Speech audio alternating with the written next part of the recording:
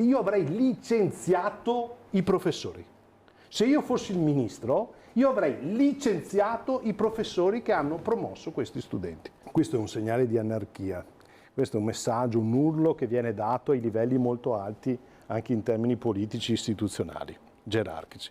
Solo che non illudiamoci che questo urlo venga dagli studenti. Questo è un urlo di sistema. Il boicottaggio degli esami orali alla maturità non è semplice ribellione per Mirko Casteller, psicoterapeuta castellano da anni specializzato in tematiche giovanili, ma è qualcosa di più che riguarda anche quella che dovrebbe essere l'alleanza tra corpo docente e studenti. Casteller ribalta l'ottica maggioritaria: sul banco degli imputati, più che i maturandi, ci sono i prof. Io non credo che uno studente arrivi all'orale e solo in quel momento evidenzia di non voler fare l'orale. I segnali li aveva già dati prima, probabilmente nel comportamento, nelle dinamiche relazionali, ma soprattutto nelle dinamiche di apprendimento nei 5 anni della scuola che ha frequentato. Quindi il segnale da parte del corpo docente c'era già stato.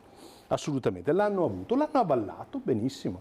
Vuol dire che sono d'accordo nel modello di alterazione delle regole. Il messaggio che uno studente maturo, nel momento in cui decide soggettivamente di sottrarsi a una prova, lascia degli spazi immensi nella società, perché chiunque di noi in altri momenti potrebbe sottrarsi dalle proprie responsabilità. Insomma, la questione è seria, fa intendere Casteller, con un inquietante parallelismo storico. Io penso che rischiamo di dare spazio a delle ideologie, e uso un termine pesante, che in un certo periodo storico hanno gambizzato persone perché avevano il coraggio di fare una sorta di riforma del diritto legislativo contrattuale, e conosciamo bene quel periodo storico di persone che hanno espresso una forma di anarchia diretta verso il sistema, sia istituzionale che formativo. Ecco, io vorrei evitare queste derive.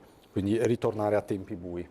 Il rischio è di ritornare a un certo periodo storico, quindi mi permetto di dire pesantemente che la responsabilità non la attribuirei solo a quel povero studente, ma la attribuirei, che sembra essere anche una persona che ha rivendicato dei diritti, con dei principi, ma io penso ci sia una grossa responsabilità da parte del corpo docente che c'è stato alle spalle e ha avallato tutto questo.